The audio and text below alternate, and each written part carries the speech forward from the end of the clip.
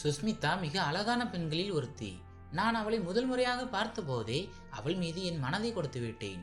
விரைவிலேயே நான் அவளிடம் ஒரு உறவுக்காக பேச ஆரம்பித்தேன்.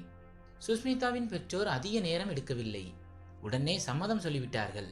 ஆனால் சுஸ்மிதாவிற்கு சில நிபந்தனைகள் இருந்தன. அவை எனக்கு பின்னால் தான் தெரிய வந்தன. முதல் நிபந்தனை என்னவென்றால், திருமண விழா காலை 8 மணிக்கு நடக்க வேண்டும். மற்ற நிபந்தனைகளை பற்றி கேட்க நான் விரும்பவில்லை. ஆனால் அவள் திருமணத்திற்கு முன் அந்த நிபந்தனைகளை பற்றி தெரிந்து கொள்வது அவசியம் என்று சொன்னாள். இருப்பினும் நான் சுஸ்மிதாவின் காதலில் அவ்வளவு பைத்தியமாக இருந்தேன். அதனால் அவளுடைய எந்த நிபந்தனைகளையும் நான் தீவிரமாக எடுத்துக்கொள்ளவில்லை. நான் யாரை காதலித்தனோ அதே பெண்ணை திருமணம் செய்து கொள்ளப் போகிறேன். சுஸ்மிதாவை திருமணம் செய்து கொண்டதற்காக நான் ஒருபோதும் வருத்தப்பட மாட்டேன் என்று எனக்கு தெரியும். பிப்ரவரி 14க்கு முந்தைய ஞாயிற்றுக்கிழமை அன்று சுஸ்மிதாவுடனான என் திருமணம் நிச்சயமானது. சுஸ்மிதாவை பெறப்போகிறோம் என்ற போதையே தனி. வரவிருக்கும் நாட்களை நினைத்து நினைத்து நான் மகிழ்ச்சியில் மிதந்தேன். மாலை 3 மணிக்கு சுஸ்மிதாவின் விடைபெறும் சடங்கு முடிந்து அவள் என் வீட்டிற்கு வந்தாள். அவளை பார்க்க என் மனம் துடித்தது. முகம் பார்க்கும் சடங்கில் அவளுக்கு ஒரு விலைமதிப்பற்ற பரிசை கொடுத்தேன். நான் அவளுக்கு நன்றி சொல்லி கொண்டிருந்த போது அவள் பேச ஆரம்பித்தாள். முதலில் என்னுடைய நிபந்தனைகளை கேளுங்கள். உங்களுக்கு சம்மதம் என்றால் சரி, சம்மதம் இல்லை என்றால் இப்பொழுதே இந்த நொடியே எனக்கு விவாகரத்து கொடுங்கள். முதலிரவில் சுஸ்மிதாவின் வாயிலிருந்து விவாகரத்து என்ற வார்த்தையை கேட்டதும் என் இதயம் ஏதோ ஆனது. நீ ஒரு பெண்ணாக இருந்து எப்படி விவாகரத்து பற்றி பேசலாம் என்று என் மனதிற்குள் நினைத்து கொண்டேன். அப்போது சுஸ்மிதா தனது பேச்சை தொடர்ந்தாள். என் நிபந்தனைகள் மிகவும் எளிதானது. அது என்னவென்றால், நீங்கள் இரவில் என் முகத்தை பார்க்க கூடாது. உங்களுக்கு எவ்வளவுதான் ஆசை இருந்தாலும் நான் இரவில் என் முகத்தை காட்ட மாட்டேன். மற்றபடி உங்கள் ஒவ்வொரு வார்த்தையையும் நான் கேட்பேன். நீங்கள் விரும்புவது போல நடக்கும். ஆனால் இந்த ஒரு விஷயத்தில் நான் சொல்வதை கேட்க வேண்டும். இரவில் நீங்கள் என் முகத்தை பார்க்க கூடாது. இரவில் யாரையும் சந்திக்கவும் கூடாது. இருள் சூழ்ந்தவுடன் கிட்டத்தட்ட இரவு 9 மணிக்கு நான் அறைக்குள் சென்று விடுவேன். நீங்கள் விரும்பினால் அங்கேயே இருக்கலாம் அல்லது வெளியே சுற்றலாம். நீங்கள் என்னுடன் மட்டுமே இருக்க வேண்டும் என்று உங்களுக்கு எந்த கட்டுப்பாடும் இல்லை. சுஸ்மிதா பேசி முடித்ததும் நான் சொன்னேன், சுஸ்மிதா, இது என்ன ஒரு விசித்திரமான நிபந்தனை. இதற்கான காரணத்தை நீ சொன்னால் நான் ஒருபோதும் இரவின் உன் முகத்தை பார்க்கும்படி உன்னை கட்டாயப்படுத்த மாட்டேன். ஆனால் எந்த காரணமும் இல்லாமல் நிலா போன்ற முகத்தை நான் ஏன் இரவில் பார்க்கக்கூடாது என்று ஒரு காதல் பாணியில் கேட்டேன். இது ஒரு செல்லமான விளையாட்டு என்று நான் நினைத்தேன். ஆனால் அவள் மிகவும் தீவிரமாக இருந்தாள். அவள் சொன்னால், நீங்கள் இரவு நேரத்தில் என் முகத்தை பார்த்தால் காலையில் நான் உங்களிடமிருந்து விவாகரத்து பெற்று விடுவேன் என்றாள். சுஸ்மிதா என்னை கவலையடைய செய்தாள். நான் மனமுடைந்தேன். சரி, உன்னை போன்ற ஒரு அழகான பெண் எனக்கு கிடைத்தது என் அதிர்ஷ்டம். நீ இரவு சொன்னாலும் சரி, பகல சொன்னாலும் சரி, நான் உன் முகத்தை பார்க்க மாட்டேன். இது ஒரு உணர்ச்சி பூர்வமான முடிவாக இருந்தது.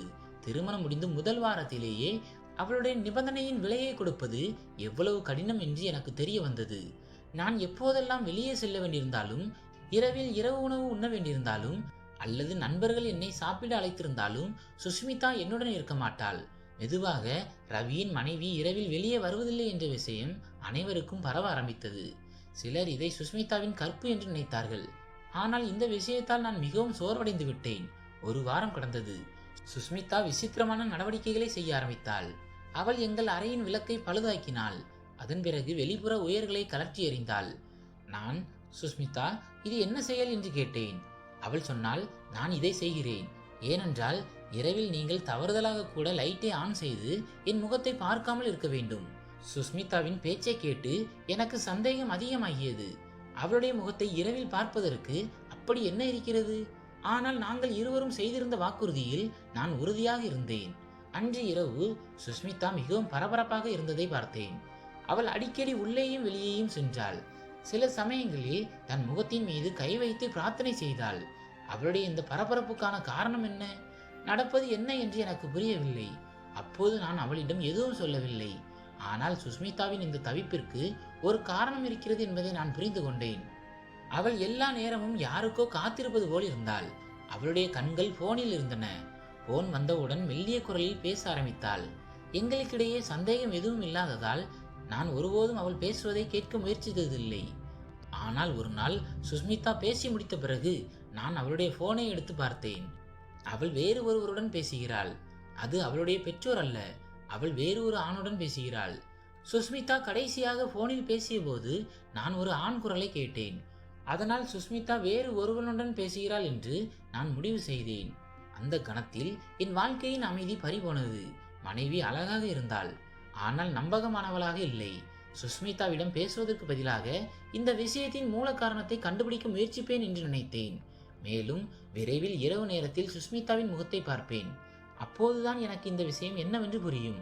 ஒரு நாள் நான் வழக்கத்தை விட சீக்கிரமாக வீட்டிற்கு வந்துவிட்டேன். அன்றும் சுஷ்மிதா நடந்து கொண்டிருந்தாள். அவளுடைய பரபரப்பை அவள் முகத்தில் பார்க்க முடிந்தது.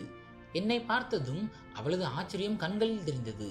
அவள் பயத்துடன் சொன்னாள், நீங்கள் வழக்கமாக இரவு 8 மணிக்கு தானே வருவீர்கள், இன்று ஏன் சீக்கிரமாக வந்துவிட்டீர்கள்?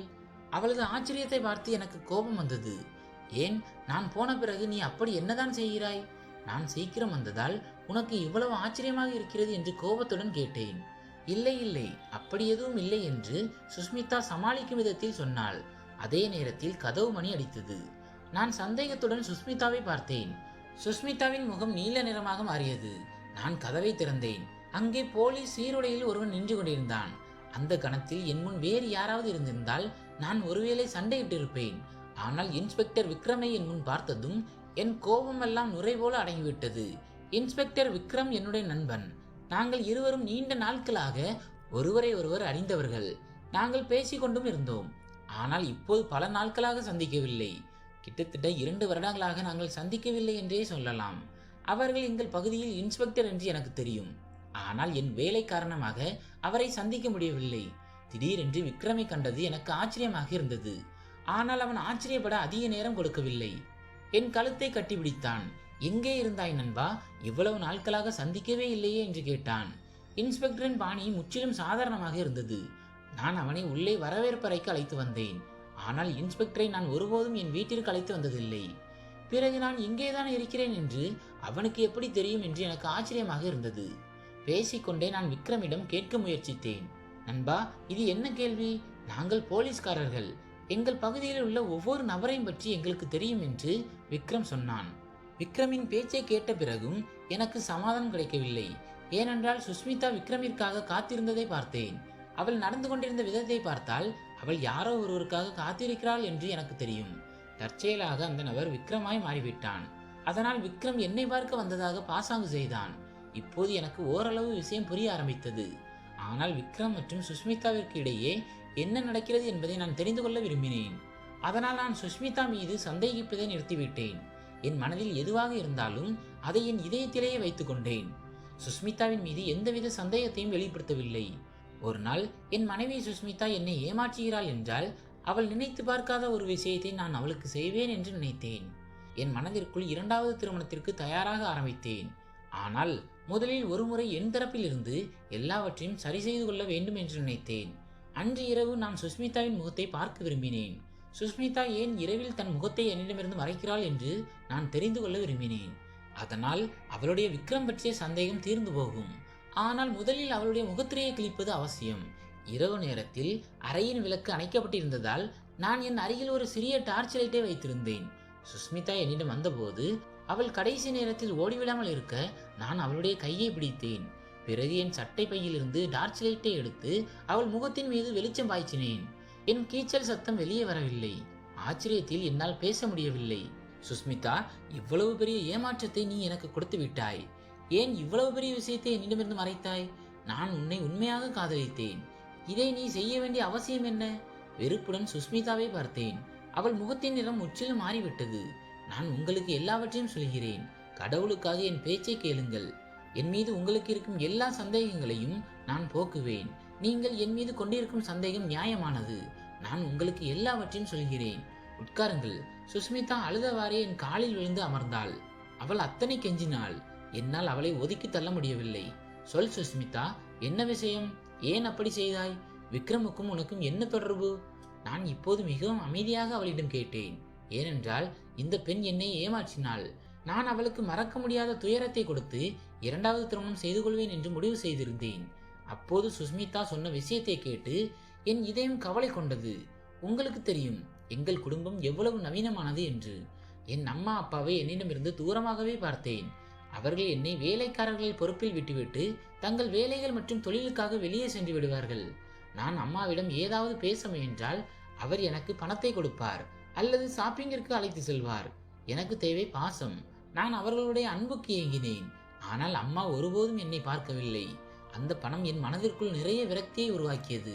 முதலில் நான் என் வேலைக்காரர்களுடன் நட்பு கொண்டேன். ஆனால் அவர்கள் என் பணத்தின் மதிப்பை மட்டுமே புரிந்து கொள்கிறார்கள்.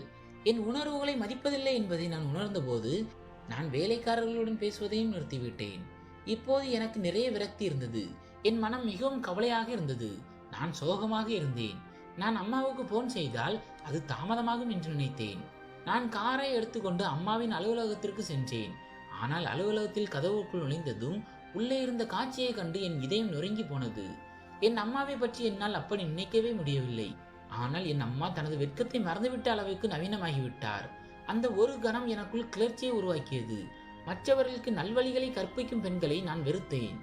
ஆனால் அவர்களின் குணம் எவ்வளவு மோசமானது என்பதை யாராலும் நினைத்து பார்க்க முடியாது.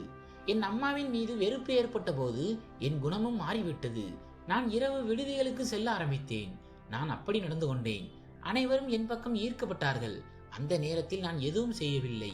ஆனால் என் தாயை பழி வாங்கிவிட்டேன் என்று என் ஆன்மாவிற்கு நிம்மதி கிடைத்தது. இப்போது நான் இரவில் தாமதமாக வீட்டிற்கு வருவேன். என் பெற்றோருக்கு அவர்களின் மகள் என்ன செய்கிறாள் என்று எந்த சிந்தனையும் இல்லை. நான் இந்த விஷயங்களில் மூழ்கிவிட்டேன். ஒரு நாள் இரவு நான் அதிக போதையில் இருந்தேன். அத்தகைய நேரத்தில் பெண்கள் தங்கள் கற்பை இழக்கிறார்கள். ஆனால் அந்த விஷயத்தில் நான் அதிர்ஷ்டசாலி. காலையில் நான் கண்விழித்த போது என் இதயம் படபடத்தது. என் அருகில் படுக்கையில் யாரும் இல்லை. நான் தனியாக ஒரு அறையில் படுத்திருந்தேன். அறையின் அலங்காரத்தை பார்த்தால் அது ஒரு மதப்பற்றுள்ள நபரின் குடியிருப்பு அறை என்று நான் உணர்ந்தேன். பிறகு அந்த இளைஞன் என் முன் வந்தபோது என் எண்ணம் நிறுவனமானது. அவனது முகத்தில் தாடி இருந்தது. ஆனால் அவன் ஒரு இளைஞனாக தோன்றினான்.